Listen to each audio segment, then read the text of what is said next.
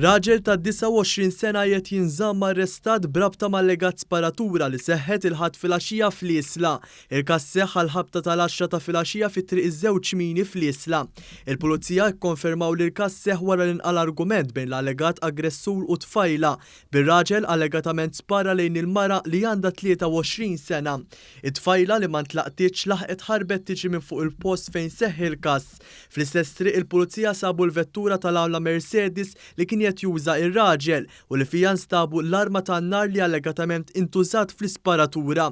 Wara tfittxijiet il-pulizija sabu wkoll moħbija l-enbuba tal-ħadid u ammont sostanzjali ta' flus kontanti. L-ewwel ma waslu fuq il-post kienu il-pulizija tad-Distrett assistiti minn tar-Rapid Intervention Unit li bdew bit-tfittxijiet tagħhom għar-raġel.